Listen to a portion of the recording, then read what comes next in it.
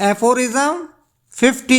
प्रश्न है, प्राकृतिक उपचार में आने वाली बाधाएं क्या हैं? इस प्रश्न के उत्तर में डॉक्टर हेनीमैन साहब फरमाते हैं, उदाहरण और अनुभवों से प्रकट है कि शक्तिशाली प्रकृति के पास होम्योपैथिक चिकित्सा विधान द्वारा रोग को उत्पन्न करने और उसे दूर करने के उपाय बहुत सीमित हैं। इसके साथ ही इन रोगों के द्वारा मूल रोग को नष्ट करने के तरीका मूल रोग से भी कहीं अधिक भयंकर और कष्टकारी होता है। यदि इस प्रकार के तरीके से मूल रोग दूर हो भी गया हो तो बाद में नई बीमारियां को दूर करने के लिए रोगी का इलाज करना पड़ता है। इस प्रकार ये स्पष्ट है कि सदस्य उपचार की ये प्रक्रिया बहुत कष्टकर, भयानक और खतरनाक होती है। फिर मनुष्य को ऐसे बहुत कम रोग होते हैं जिनका उपचार खसरा, चेचक और खुजली इत्यादि से हो सकता है। अतः इस प्रकार से प्राकृतिक चिकित्सा कार्य का अनुसरण करना अनिश्चित और खतरनाक भी है।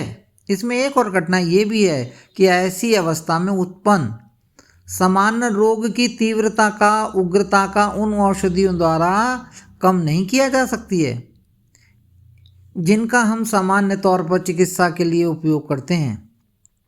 इसका कारण ये है कि स्वनिर्मित औषधियों की मात्रा को रोग की अवस्था की दृष्टि से रखकर घटाया या बढ़ाया जा सकता है, परंतु प्रकृति जन्य रोग को घटाया बढ़ाया नहीं जा सकता। यदि कोई व्यक्ति किसी पुरानी तथा मिलती जुलती बीमारी से ग्रस्त हो, उसे खसरा, शीतला, खांस जैसे सामान्य लक्षणों वाली बीमारी पूरी तरह भोगनी पड़ेगी तथा इसके उपरांत पूर्व रोग को नष्ट करने पर उसका भी इलाज करना पड़ेगा।